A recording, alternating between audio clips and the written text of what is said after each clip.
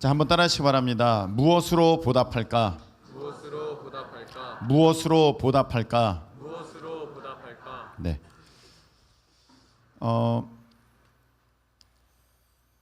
어떤 느낌인지 어떤 의미인지는 잘 알지만 막상 그것을 설명하려면 어려운 표현들이 있습니다. 오늘 이제 그 얘기를 하나 여러분들에게 드리면서 시작하려고 하는데, 사람들에게 있어서 이 사람 철들었다라는 표현입니다. 이 사람 철들었다.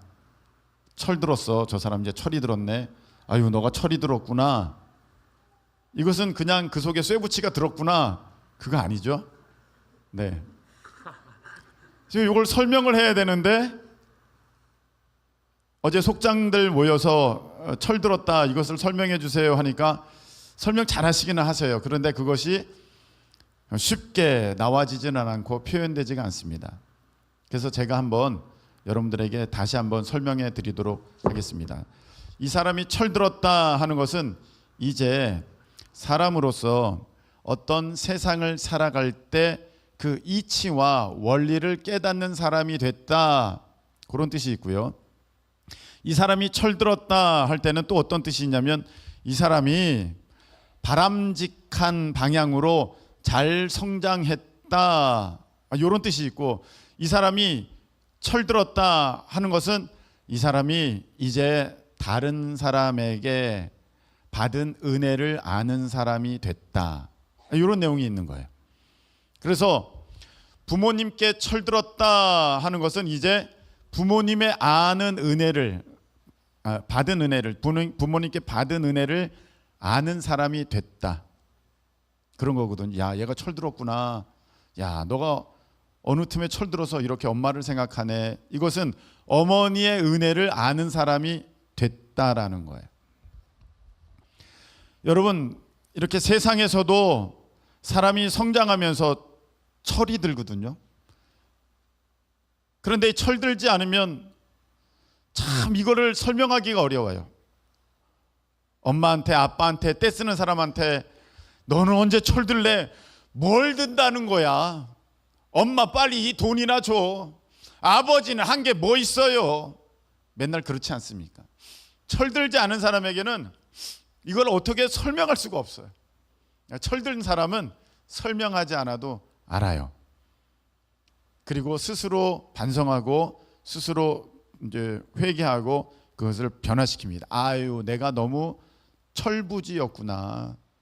형편없는 사람이었구나. 내가 왜 어머니에게 그렇게 했을까? 아버지에게 그렇게 했을까? 네, 그렇습니다. 옛날 어른들이 말씀하셨죠. 자식이 철들 때쯤에 부모님은 안 계시더라. 그런 얘기를 많이 하셨어요. 제가 이제 보니까 조금 알게 될 것 같은데 아버지가 안 계셔요. 네, 그렇더라고요. 여러분들이 우리 이제 부모님께 또 장인, 장모님께, 시부모님께 그렇게 생존에 계시면 잘 하실 수 있기를 축복합니다. 나중에 깨닫게 되면 늦을 때가 있어요. 이렇게 사람도 철이 들어야 되거든요. 그런데 신앙도 철이 들어야 돼요. 신앙도 철이 들어야 돼. 하나님 아버지시잖아요. 사실 그 효라는 개념이 그게 그냥 갑자기 그냥 사람들이 만들어낸 것이 아니죠. 그게 어디서 원래부터 나왔겠습니까? 하나님께로부터 온 거거든요. 하나님이 아버지 되시잖아요. 우리가 표현은 아버지라고 하지만 그 안에 어머니의 성품도 다 갖고 계시잖아요. 그러니까 이 땅에 그 어머니의 그 모성도 있게 되는 거 아닙니까? 하나님이 모성이 없으셨으면 그 어머니에게 모성이 어떻게 있었겠습니까? 다 하나님께로부터 오는 건데. 그래서 신앙에 성숙한 사람은, 신앙에 철든 사람은 오늘 이렇게 고백합니다. 내게 주신 모든 은혜, 내게 주신 모든 은혜, 내가 여호와께 무엇으로 보답할까? 아멘이십니까? 이런 고백이 저절로 나와지는 분들은 신앙에 철든 분들이고 신앙이 성숙한 분들이다 할 수 있겠어요. 근데 이 말씀을 보았음에도 불구하고 내가 무슨 은혜를 받았다는 거야? 내가 뭘 보답해야 되지? 하나님이 나한테 더 주셔야 되는데 난 이렇게 지금 힘든데 뭘 보답하라고 이렇게 말씀을 주셨을까? 이렇게 하시는 분들은 아직 어린아이의 신앙이에요. 아직 철도 안 들었어요. 믿음 좋다는 사람은요, 오늘 이 말씀이 이 얼마나 내 마음에 깊이 깨달아지는 정도가 여러분의 믿음의 수준이에요. 여러분, 오늘 이 말씀을 통하여서, 이 예배를 통하여서 하나님의 그 크신 은혜가 내 마음 중심에서부터 깊이 크게 높게 넓게 깨달아지시는 귀한 은혜 역사가 있기를 예수님의 이름으로 축복합니다. 이제 하나님의 은혜를, 우리가 부모님의 은혜를 알듯이 하나님의 은혜를 알아야 되는데 이게 잘 와닿지 않아요. 우리가 철이 안 들었을 때는 부모님의 은혜 잘 와닿지 않아요. 부모님의 은혜, 치킨 사주는 은혜 뭐 그 정도예요. 나한테 무슨 선물 사주는 은혜, 용돈 주는 은혜 뭐 받은 것만 생각해. 그런데 점점 가면서 그런 거는 이제 약해지고, 야, 나를 낳아주시고 나를 길러주셨구나, 그거면 충분하다. 내가 남들보다 못해 입고 남들보다 좀 못 먹었다 할 손친데 그건 아무것도 아니라 그냥 낳아주시고 길러주신 거, 야, 그거면 충분하다. 그 은혜를 깨닫게 되는데 하나님께 대해서도 마찬가지입니다. 우리가 정말 신앙에 철들면 이 하나님의 은혜를 잘 알게 되고, 와, 예수님을 나에게 보내주셨어, 정말 귀하다, 그 은혜면 충분하다, 이렇게 깨닫게 되는데, 사실 철든지 않은 사람은 그래서 거기에서 떡이 나와 밥이 나와 뭐 어쩌라고, 난 지금 내 코가 석잔데, 감사하긴 한데 내가 너무 살기 힘들다고요. 하나님 앞에 이러기가 너무 쉬워요. 사실 이렇게 되는 까닭은 우리 마음 가운데 어떤 마음이 있어서냐면, 마태복음 20장에 보면 포도원 품꾼 비유가 나오는데 거기에 이런 말씀이 나옵니다. 20장 10절에 더 받을 줄 알았는데, 이런 얘기가 나와요. 더 받을 줄 알았는데. 사실 우리가 하나님 앞에 감사하지 못하고 그 은혜에 대해서 어떤 내가 참 큰 은혜를 받았다 이렇게 여기지 못하는 까닭은 내가 더 받을 줄 알았는데 요 마음이 있어서 그래요. 요 포도원 품꾼 비유 보면은 처음에 포도원에 일하러 오는 사람들과 주인이 이제 계약을 합니다. 그래서 계약서를 썼는데, 오늘 너가 일하면 하루 일당 줄게, 한 데나리온 줄게. 정상적이죠. 이게 합당한 겁니다. 약속을 했어요. 그런데 나중에 보니까 자기보다 늦게 온 사람이 3시간 늦게, 6시간 늦게, 뭐 9시간 그 이후에 온 사람도 한 데나리온씩 받는 거예요. 자기가 계약한 그 양으로 받는 거예요. 그러니까 사람 그 마음에 욕심이 생긴 거예요. 저 사람도 한 데나리온 받았어? 그럼 나는 2 데나리온이나 3 데나리온 받는 거 아니야? 하면서 자기 스스로 욕심을 가진 거예요. 그래서 자기가 기다리고 있었는데 자기가 계약한 그대로 한 데나리온만 받으니까 이 사람이 성질이 난 거죠. 그래서 막 따집니다. 주인한테. 이 포도원 품꾼이, 아니 왜 한 데나리온만 주십니까? 저 사람도 한 데나리온, 저 사람도 한 데나리온인데 나는 억울합니다. 그랬더니 그 포도원 주인께서 이렇게 말씀하시죠. 친구야, 원래 나랑 약속한 게 너가 한 데나리온 받는 거잖아. 저 사람들도 가족이 기다리고 있어. 늦게 왔다고 내가 반 데나리온, 4분의 1 데나리온만 주면 저 가족들은 굶게 된다. 그래서 내가 배려해서 그에게 한 데나리온을 준 건데, 그거는 내 마음이지만 너랑 나랑 약속한 거는 원래 한 데나리온 아니었냐? 내가 너에게 잘못한 거 없지 않냐? 그러니까 너는 이거 가지고 가라. 우리가 처음에 예수님 믿을 때는요, 주님 한 분만으로 나는 만족해, 이렇게 고백하면서 예수님을 믿었어요. 여러분, 지옥에서 여러분을 건져주셔서 천국으로 예수님께서 인도하셨는데, 아멘이십니까? 그거면 충분하다고, 예수님 한 분만이면 나는 만족한다고, 그렇게 우리는 고백하면서 그렇게 예수님을 믿기 시작했는데, 믿으면서 내 마음이 변한 거죠. 더 받을 줄 알았는데, 더 있을 줄 알았는데, 더 누릴 줄 알았는데 하면서 입에서 불평, 불만이 나온 거예요.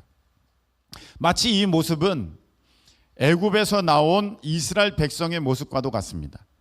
이스라엘 백성들이 애굽에서 430년 종살이를 할 때 너무나도 괴롭고 힘들어서 하나님 앞에 몸부림치면서 구했습니다. 하나님, 여기에서 건져주세요. 여기에서 구원해 주세요. 우리 자녀들, 그 당시는 어떻습니까?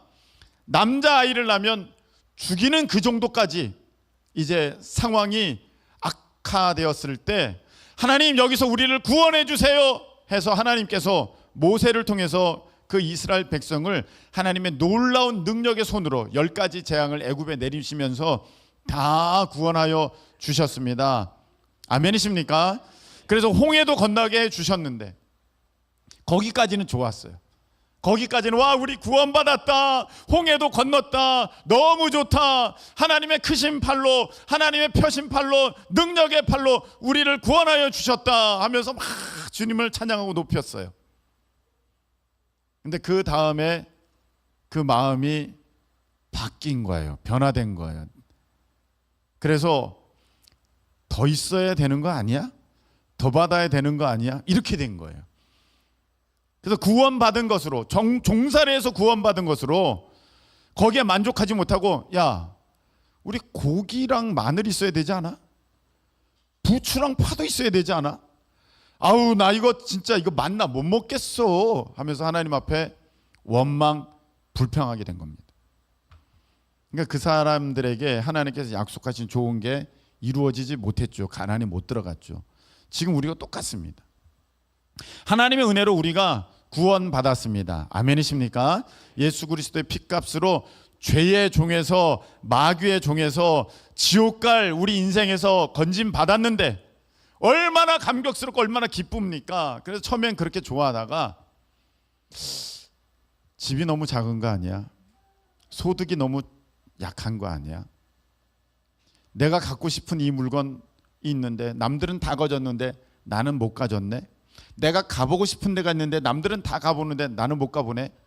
그러면서 하나님 앞에, 하나님 이게 뭡니까? 하면서 불평, 불만하게 되죠.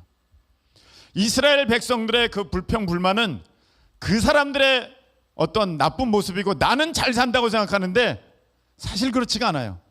그 모습이 우리 모습이고 그 모습이 오히려 우리보다 나은 모습일 수도 있어요. 우리는 예수님의 그 은혜로 말미암아서 구원받았음에도 불구하고 그 구원의 감격은 다 잃어버리고 이제 부족하다, 아쉽다, 모자라다 막 그렇게 하면서 살고 있죠. 물론 이해는 됩니다. 우리가 이 천국 가는 것은 정해져 있고 또 예수 그리스도 은혜로 지옥에서 건진받은 건 너무 감사한데, 당장 내 눈앞에서 지금 내 삶에 있어야 할 먹을 거, 필요한 것들, 그게 급하니까 이제 하나님 이거 왜 없어요? 이것도 주셔야죠. 막 그런 모습, 마음이 있으니까 나도 모르게 불평이 나오는 거, 그런 거는 저도 인간이기에 이해는 됩니다.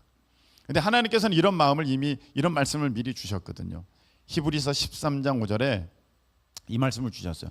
너희들 돈을 사랑하지 말고 있는 바를 족한 줄로 알라. 네? 돈 사랑하지 말고 있는 바를 족한 줄로 여겨라. 여러분, 우리가 불평하게 되는 정말 대부분의 원인이 돈이 더 있어야 된다고 생각하기 때문에 그래. 우리 예수님이 이미 다 아셨어요. 너희들 구원받은 그것으로 만족하지 못하고 내가 너희들을 지옥불에서 건져준 것으로 너희들은 기뻐하지 못하고 불평 불만하는 때가 올 텐데, 너희들 이 말씀을 기억해야 돼. 돈을 사랑하지 말고 있는 바를 족한 줄로 여기고 그가 친히 말씀하시기를 내가 결코 너희를 버리지 아니하고 너희를 떠나지 아니하리라 하셨느니라. 아멘. 이 말씀이에요. 예수님은 우리에게 약속해 주셨어요. 얘들아, 돈 너무 사랑하지 마. 내가 너희들 절대로 결코 버리지 아니하고, 아멘이십니까? 결코 버리지 아니하고 너희를 떠나지 않을 거야. 예수님이 나를 책임져 주시겠다고, 예수님이 나를 인도해 주시겠다고 이렇게 말씀해 주셨는데 우리는 예수님이 뭐 밥 먹여줘요, 예수님이 나에게 무슨 능력이 돼요, 필요 없어요. 제가 원하는 이것을 주세요 하고 있다는 거예요. 사실 이거는요, 믿음 없는 자의 모습이에요. 내가 정말 주님만을 최고로 생각하고 예수님만을 1등으로 여기면서 그렇게 나아가면 예수님이 나와 함께 하시고 나를 버리지 아니하시고 떠나지 아니하신다 그러면 된 거잖아요. 아이에게 있어서 부모님만 계시면 된 거잖아요. 5살짜리가 엄마 아빠 필요 없어, 나 돈만 주면 돼. 아까 나온 꼬맹이 어린이들이 선생님 필요 없어요, 돈만 주면 저 신앙생활 잘해요. 이러면 그게 말이 되겠어요? 근데 우리가 하나님께 대해서 그렇게 하고 있다니까. 예수님 별로 난 필요 없어요, 나에게 돈 주시든지 명예 주시든지 인기 주시든지 이런 것 좀 주세요. 이거 안 주셔요? 이러고 있다는 거예요. 사실 이거 믿음 있는 태도 아니죠. 또 이런 것 때문에 여러분들이 하나님의 은혜에 대해서 의심할 수 있습니다. 지금 목사님 다 좋은데요, 너무 힘들어요, 너무 괴로워요, 너무 어려워요. 제가 이번 그 목회자 수련회 가운데 받은 가장 큰 여러 가지 은혜 중에 하나가 어떤 것이냐면은 하나님은 제 생각보다 훨씬 더 섬세하신 분이라는 거예요. 하나님은 제가 상상하는 그것보다도 훨씬이 아니죠, 제가 상상하지 못할 정도의 수준의 그런 완전하신 분이 하나님이시다. 한번 볼까요? 한번 봅시다. 우리가 꽃을 만든다고 할 때 봤으니까 꽃을 만들잖아요. 봤으니까 꽃을 만드는데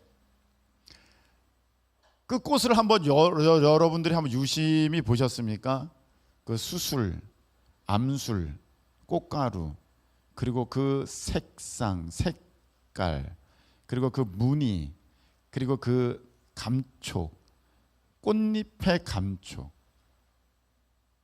그 부드러운 감촉, 그러나 너무 질기지 않은 아주 섬세하세요. 우리가 봤으니까 그려낼지는 모르겠습니다만 아예 못 본 상태에서 아예 그런 게 없었다면 이걸 감히 이런 색깔을 상상이나 할 수 있었을까라는 귀한 것들이 이 세상에는 널려 있어요.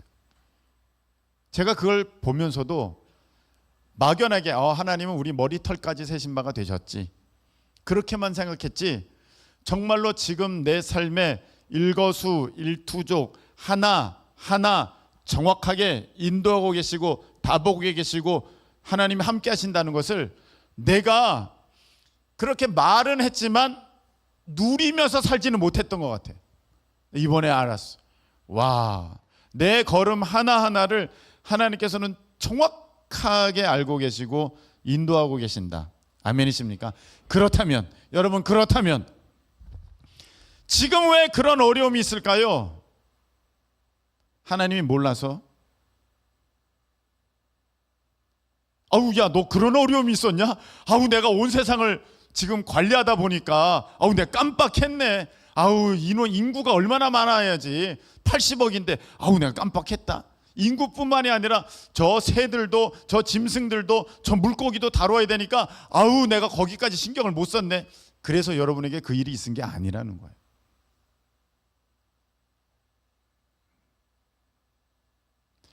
아브라함은 이삭을 죽여야 했습니다.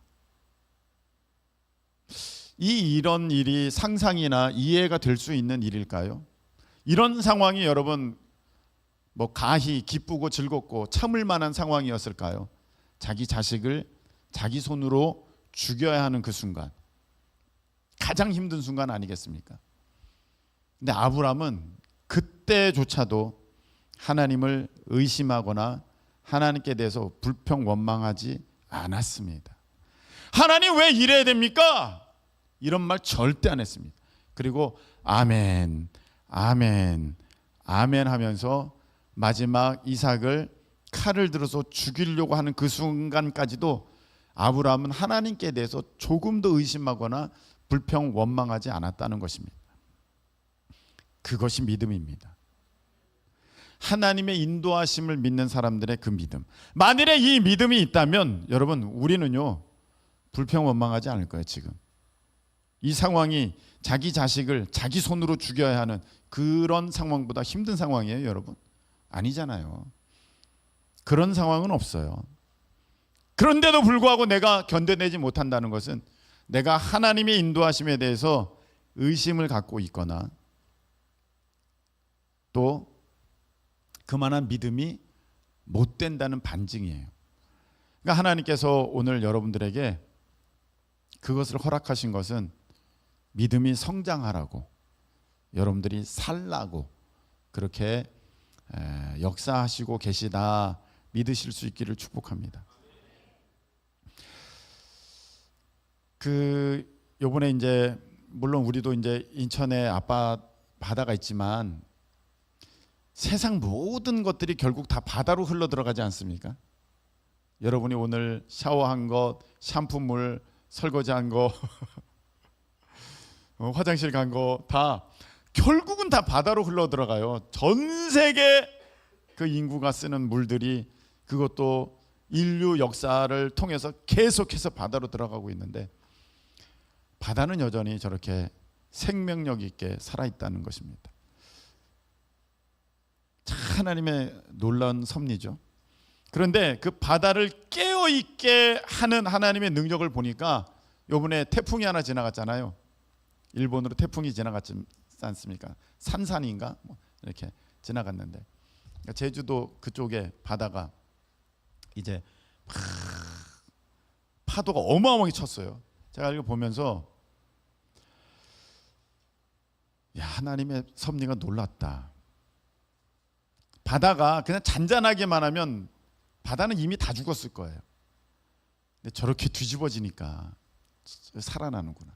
여러분 우리가 편안하고 잔잔하고 내 뜻대로만 이렇게 흘러가면 우리 심령은, 우리 신앙은, 우리 믿음은 어쩌면 다 죽었는지도 몰라요. 세상 것이 다 들어와가지고 이미 다 잠식당했는지도 몰라요.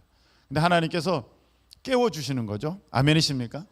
여러분 감사함으로 믿음으로 받으실 수 있기를 축복합니다. 그렇다면 자, 지금 내가 어떤 상황이든 간에 하나님이 알고 계시고 결국 하나님은 이 일을 통해서 하나님의 영광을 나타내시고 선으로 바꾸실 것이기 때문에 아멘이십니까? 반드시 선으로 이루실 것이기 때문에 내가 감사할 것뿐이죠. 다 하나님의 은혜죠.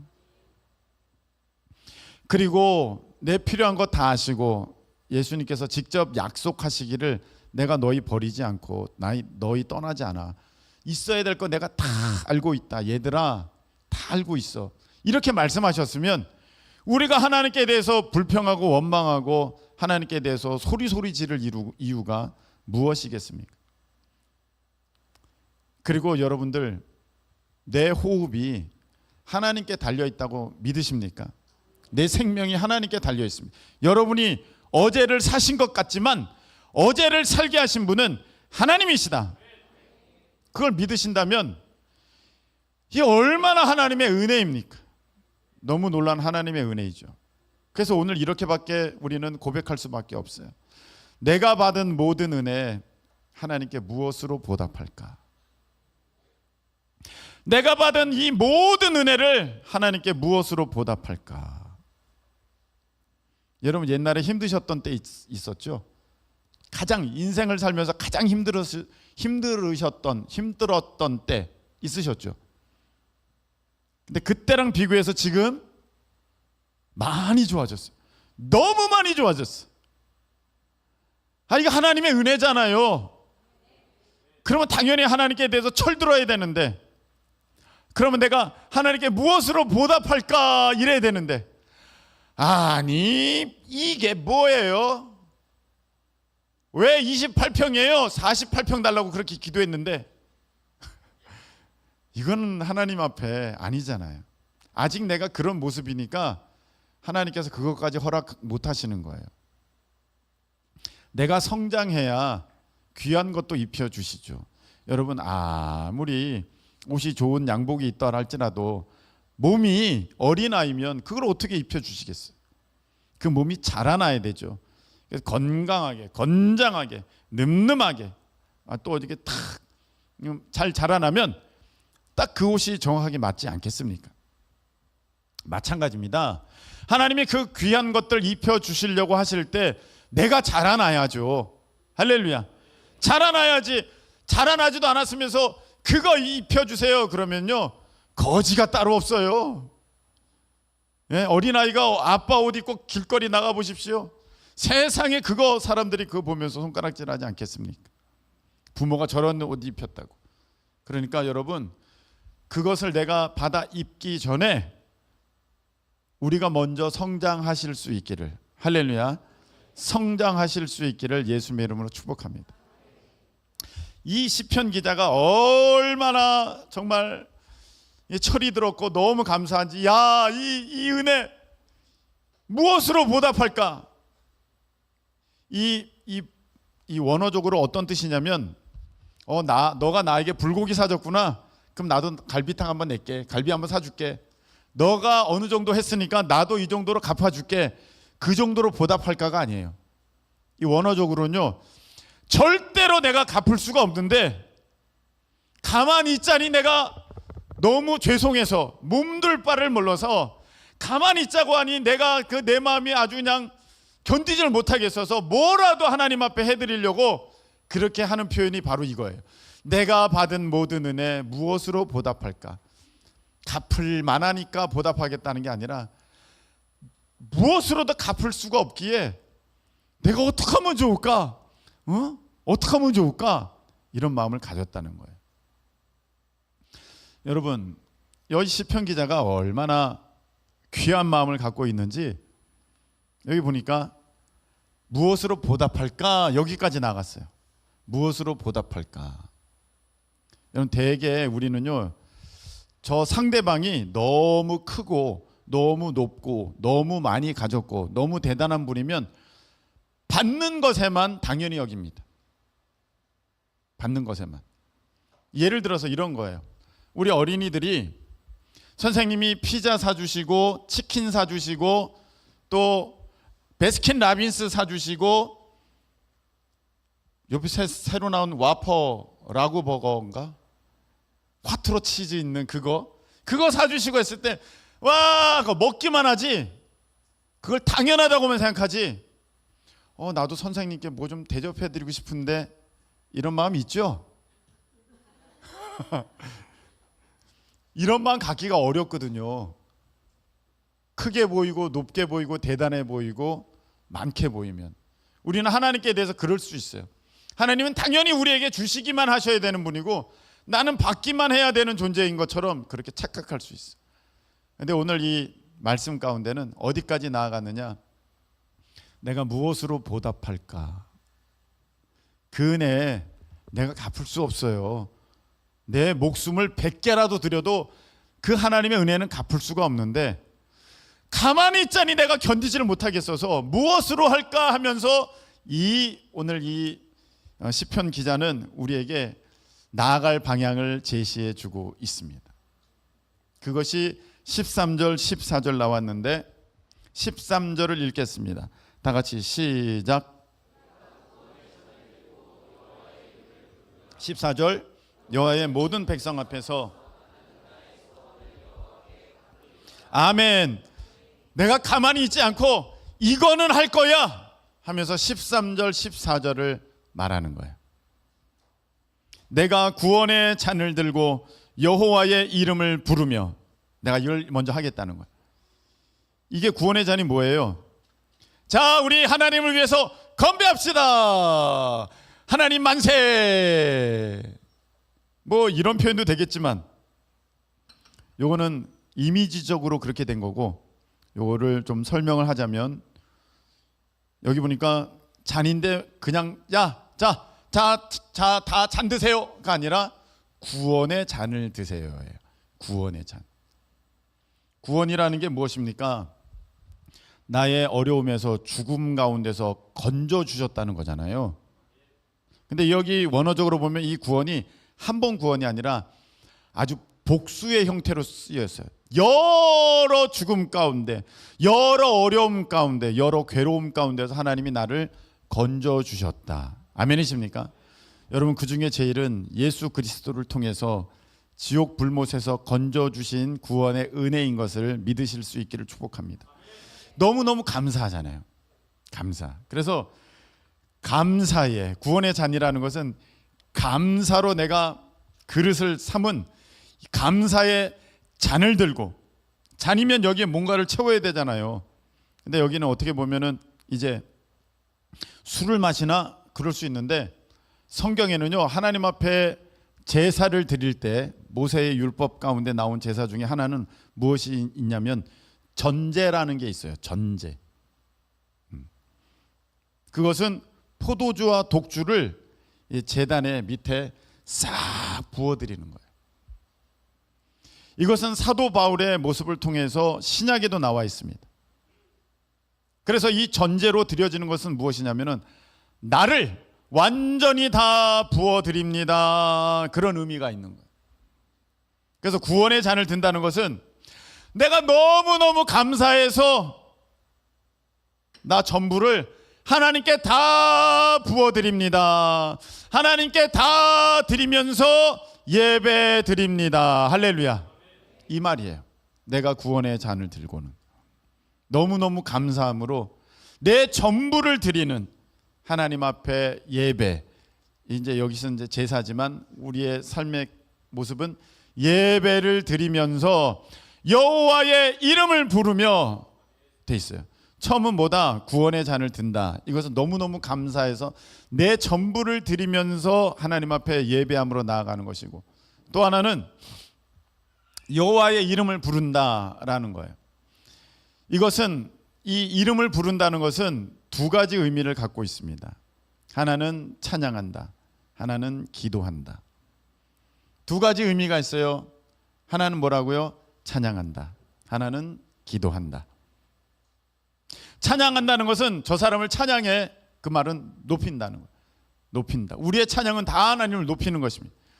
우리가 비록 이렇게 곡조가 붙었지만, 그래서 이제 우리가 노래처럼 하고 있지만, 노래 형식을 빌었지만, 그게 다 하나님을 높이는 시간이에요. 할렐루야. 그래서 여호와의 이름을 부른다는 것은 하나님을 찬양한다, 하나님께 기도한다 라는 거예요. 기도는 본질이, 한번 따라하시기 바랍니다. 사귐의 기도. 사귐의 기도. 하나님과 내가 사귀는 시간이 기도의 시간이에요. 할렐루야. 기도의 시간은 하나님께서 갖고 있는 것을 내가 막 이거 주세요 저거 주세요 해서 20분 동안 30분 동안 다 뺏어오는 시간이 아니라 하나님과 사귀는 시간이에요. 그래서 여러분의 삶에 어떤 일이 있어졌다 그러면 내가 하나님과 더 많은 시간을 보내기를 하나님이 원하시는구나, 그렇게 여기시면 되는 거예요. 그 말은 내가 기도의 시간을 좀 더 늘려가면 좋겠구나, 그런 거예요. 그것은 단지 너가 기도 안 했잖아, 그러니까 그런 일이 벌어진 거야, 이렇게 말씀하시면 안 돼요. 하나님의 마음은 그렇지 않아요. 저번에 말씀 드렸죠. 하나님은 그렇게 막 책망하고 너 죽었어, 너 혼 좀 나, 그런 하나님이 아니라 인자하시고 긍휼하시고 사랑하시고 품어주시고 용서하시고 받아주시고, 할렐루야. 그렇기 때문에 내 삶에 무슨 일이 일어났다, 그것은 여러분들이 어떻게 받으시면 되느냐? 아, 하나님이 나랑 더 많이 있고 싶어 하시는구나. 그래서 여러분들이 찬양의 시간, 기도의 시간을 늘려가는 거예요. 그때 왜 이런 일이 벌어졌어요? 나 이제 예수님 안 믿어요? 보통 우리의 태도는 그렇죠. 오히려 반대 태도를 취하죠. 그러면 망하는 거예요. 무슨 일이 벌어지면 하나님 탓하면서 예수님 탓하면서 떠나가는 사람이 있어요. 그거는 망하는 사람의 모습이고요. 진짜의 모습은 무슨 일이 있으면 주께로 더욱 가까이. 다윗 왕이 그러했잖아요. 무슨 일이 있으면 주님께로 더 가까이 갔어요. 무엇으로 받은 겁니까? 하나님이 나와 함께 더 계시기를 원하시는구나. 그러면 내가 하나님과 더 많은 시간을 가져야지, 교제의 시간을 가져야지, 이렇게 나아가는 거예요. 그래서 구원의 잔을 들고 여호와의 이름을 부른다는 것이 무엇입니까? 내가 너무너무 감사해서 조금 하나님께 내 것 다 남겨놓고 조금 드리는 게 아니라 전부 하나님 거죠. 전부. 여러분, 부자에게 말씀하셨잖아요. 부자가 창고 가득 다 자기 것 채워놓고, 야, 내 영혼아 이제 좀 쉬자 할 때, 부자야, 오늘 내가 너의 그 생명을 거둬가면 그것이 누구 것이 되겠느냐. 여러분, 우리에게 허락된 거는 다 하나님께서 내게 허락하여 주신 것이지 내가 만든 거 아니에요. 내가 이룬 거 아무것도 없습니다. 그러니까 이건 내 거야, 하나님께 요만큼만 드려야지, 그거는 이미 인색한 마음이에요. 그냥 뭔가를 모르는 마음이에요. 자녀들에게 있는 모든 것이 부모님께로부터 간 거지 거기에 자기가 번 게 어디 있어요. 시호야, 넌 옷을 사 입으려고 밖에 나가서 얼마나 일했니? 자, 벌써 똑똑한 시호는 눈빛으로 다 뜻을 전했습니다. 이거 다 부모님이 이렇게 다 할아버지 할머니께서 다 주신 거거든. 우리의 모든 거는요 다 하나님께로부터 온 것이지 내가 이룬 게 어디 있어요. 다 이건 내 거예요. 어디 하나님이 감히 내 걸 가져가려고 그래? 하나님은 이거나 먹고 떨어지세요. 그런 느낌으로 그렇게 하면 안 되죠. 그래서 하나님께 감사하면서 내 모든 것 다 드리며 주님 앞에 예배함으로 나아가고, 여호와의 이름을 부르겠다, 하나님께 찬양하고 하나님께 더 사귀는 그 기도의 시간을 더 많이 갖고 그렇게 나아가겠습니다. 할렐루야. 너무 감사해서 하나님께 감사해가지고 받은 은혜 무엇으로 보답할까 하면서 나가는 거예요. 시간이 다 돼가지고 14절은 못하겠어요. 여러분, 하나님의 그 크신 은혜 뭘로 보답할까요? 예수님을 나에게 주신 그 은혜를 내가 무엇으로 세상의 것 가지고 보답할 수 있겠습니까? 어느 어린이가 저에게 지난주에 초콜릿 하나 이렇게 주고 갔어요. 초콜릿 하나예요. 한 봉지도 아니고 그거 아니에요. 그냥 조그만 거 하나 주고 갔어요. 날씨가 더워서 펴보니까 초콜릿 다 녹았어요. 제가 그 초콜릿이 아쉽겠습니까? 뭘 못하겠습니까? 그것이 저에게 얼마나 하겠습니까? 그런데 그걸 받으니까 너무 고맙더라고요. 너무 귀하더라고요. 다 녹아 빠진 초콜릿이지만, 녹아 빠진에서 빠지는 빼고 다 녹은 초콜릿이지만, 하나님께도 마찬가지예요. 여러분이 그 별거 아니라고 하면서 하시고 있는 청소, 봉사, 차량 운행, 주방일, 찬양팀, 보이지 않는 데서 여러분들이 수고하는 그거, 어떻게 보면은 그 어린이가 나에게 준 초콜릿보다도 못한 것일 수 있지만 하나님은 귀하다, 아유 고맙다, 다 받으시는 거예요. 여러분, 하나님 앞에 받은 은혜 그냥 계속 더 은혜 주세요만 하시지 마시고 신앙의 성숙을 이루셔서 온전한 예배로 보답하시고 하나님과 더 많은 시간으로 나아가실 수 있는 우리 모두 되시기를 예수님의 이름으로 축복합니다. 우리 하나님의 은혜, 우리 찬양 드리고 기도하는 시간을 갖도록 하겠습니다. 나를 지으시니가 하나님,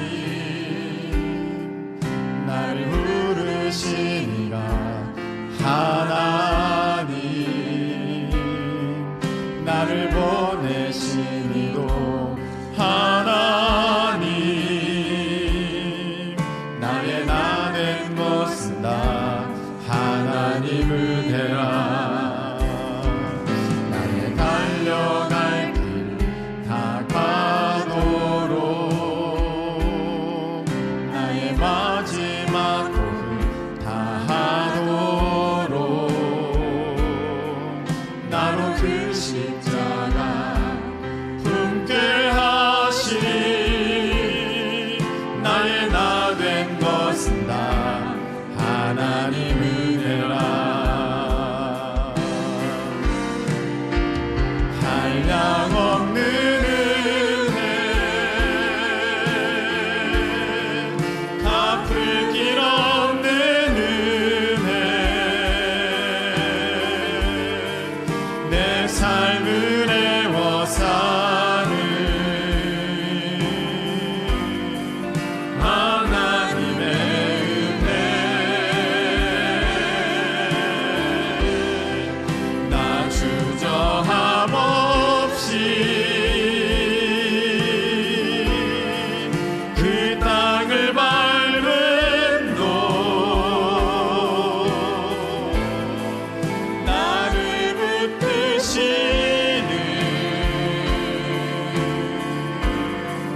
하나님의 은혜 한량없는 은혜 찬양합니다. 한량없는 은혜 갚을 길 없는 은혜 갚을 길 없는 은혜 내 삶을 애워 사는 하나님의 은혜 나 주저함 없이 그 땅을 밟은 도 나를 붙드시는 하나님의 은혜. 이 시간에 잠깐 기도하겠습니다. 우리 다 같이 기도할 텐데 여러분 마음이 어디에 지금 빼앗겼습니까? 다시 하나님의 은혜에 완전히 젖어들 수 있기를 축복합니다. 하나님이 이미 다 주셨고 또 필요하면 다 주실 것입니다. 내가 그것을 믿지 못하니까 내가 욕심내서 안달복달하면서 하나님 앞에 불평하고 있지 않습니까? 하나님의 그 은혜를 아는 신앙에 철든 사람이 되기를 축복합니다. 오늘 이 시편에 나와 있는 말씀처럼 내가 무엇으로 보답할까? 성숙한 신앙을 갖기를 원합니다. 하나님 앞에 내가 무엇을 드리며 나아갈까? 온전하게 우리 하나님 앞에 예배하면서 기도하면서 찬양하면서 나아가는 우리가 되기를 소망합니다. 주님, 이 은혜로 나를 완전히 붙들어 주시옵소서. 이렇게 살게 하여 주시옵소서. 우리 다 같이 주여 한번 외치고 통성으로 기도합니다. 주여! 은혜로우신 하나님, 사랑의 하나님, 아버지, 모든 것이 하나님의 은혜임을 고백합니다. 모든 것이 하나님의 선물임을 아버지 하나님 고백합니다. 하나님, 그러한 우리가 하나님 아버지 어느 틈에 아버지 내 마음에 아버지 하나님 세상 것들이 흘러 들어와서 하나님 다 장악당하여서 하나님 어느 틈엔가 원망하고 어느 틈엔가 불평하고 하나님의 은혜를 다 망각하며 아버지 더 달라고 더 달라고 더 달라고 떼쓰고 매달리는 아버지 하나님 그런 아버지 부족한 모습을 우리 하나님 앞에 보여드리고 있지 않습니까? 내가 받은 이 모든 은혜 하나님께 무엇으로 보답할까? 내가 받은 이 모든 은혜를 하나님께 무엇으로 보답할까? 아버지 하나님 앞에 고백하며 하나님 나를 온전히 드려 예배하며 찬양하며 기도하며 주님과 동행하며 나가기를 간절히 소망합니다. 주여 도와주셔서 아버지 우리가 수고하는 모든 것들 하나님 감사로 행하게 하여 주시옵소서. 절대 억지가 아닙니다. 아버지 청소하고 주방에서 봉사하고 차량으로 봉사하고 아버지 하는 이 모양 저 모양으로 수고할 때에 하나님 기쁨과 감격으로 나가기를 소망하오니 우리 주님께서 역사하여 주셔서 하나님 참으로 하나님 앞에 감사의 잔, 감사의 구원의 잔을 아버지 높이 드는 우리 인생이 될 수 있도록 주님 역사하여 주시옵소서. 하나님 아버지, 다시금 하나님의 은혜 깨닫고 감사함으로 주님께 나가게 하시니 더욱 감사합니다. 우리 하나님께서 주신 은혜 이제 꼭 붙들고 세상에 빼앗기지 아니하고 우리 하나님 앞에 이 은혜 어떻게 보답할까 하면서 전심을 다해 하나님 앞에 예배하며 주님과 동행하며 나아가는 우리 복된 성도들 다 되도록 주님께서 역사하여 주시옵소서. 이제는 우리 주님 예수 그리스도의 그 크신 은혜와 우리 하나님 아버지의 그 무한하신 사랑하심과 성령님께서 우리 가운데 역사하여 주셔서 하나님의 은혜에 늘 젖어 감사함으로 나아가게 하심이 오늘 예배 드려 주님 앞에 온전한 예배 드리고자 결단하며 나아가는 모든 사랑하는 주의 이들 위해 영원토록 함께하여 주옵시기를 예수 그리스도의 이름으로 축원하옵나이다. 아멘.